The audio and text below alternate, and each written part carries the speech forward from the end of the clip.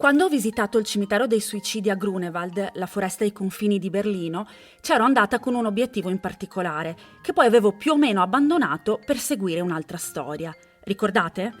Nel cimitero di Grunewald è sepolta Christa Päffgen, conosciuta come Nico, l'ispiratrice dei Velvet Underground, nonché una delle donne più influenti nella musica e nella scena artistica di quel periodo a cavallo tra gli anni 60 e 70.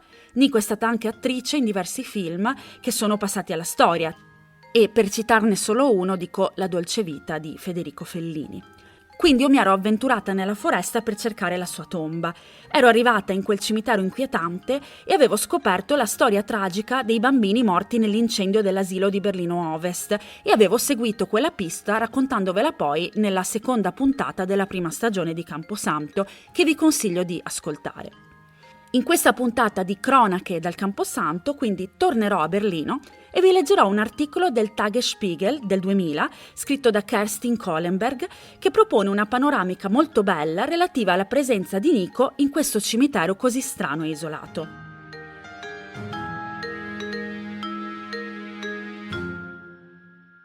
L'articolo è in tedesco, quindi ve lo leggerò in lingua originale.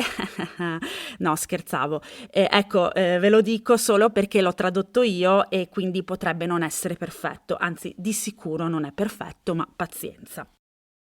Iniziamo. Cimitero di Grunewald. In passato i suicidi dovevano essere seppelliti fuori città. Oggi Nico dei Velvet Underground giace lì. Non è mai veramente rumoroso, solo un po' irrequieto a volte, soprattutto intorno alla tomba numero 82, in fondo, nella penultima fila, e soprattutto il 16 ottobre e il 18 luglio. A volte si sentono dei rumori provenire da qualche punto non precisato, rumori che non sembrano affatto adattarsi al cimitero della foresta di Grunewald. Tuttavia, Karl Peter Steinmann non ha mai incontrato nessuno. Il ricercatore del cimitero è qui molto spesso. Dopotutto il cimitero della foresta è il suo cimitero preferito. Ma ciò che trova regolarmente sono solo i resti delle persone che sono state qui. Piccole buste avvolte nella plastica, bottiglie di vino e mazzi di fiori. L'ultima volta c'era persino un albero di Natale sulla tomba, uno di quelli piccoli da infilare nella parte anteriore della macchina. In plastica, alimentato a batteria, ed era ancora acceso.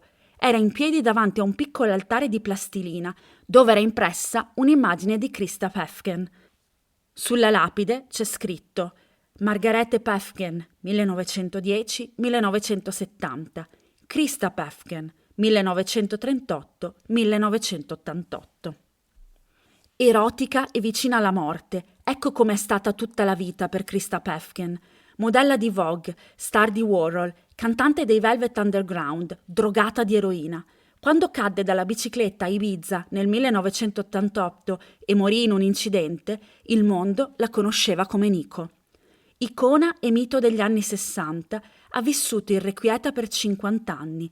Lübbenau, Berlino, Parigi, New York, Manchester, Ibiza.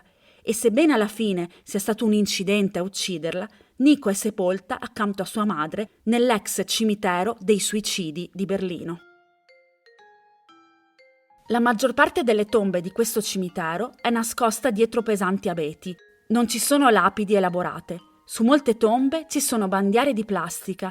La concessione è scaduta. Si prega di contattare l'amministrazione del cimitero. Nessuno qui sembra preoccuparsi della conservazione delle tombe.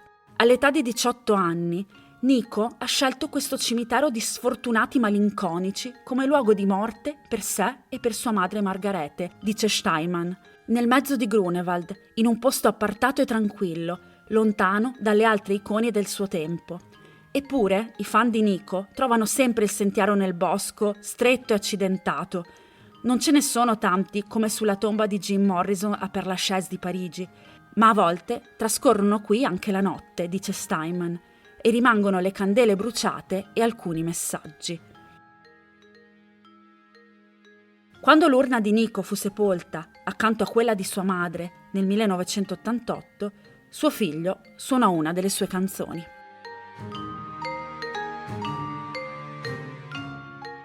E anche da Berlino è tutto. Questa puntata di Cronache dal Camposanto è finita. Vi ricordo che io sono Giulia De Pentor e questo è un podcast scritto, prodotto e condotto da me.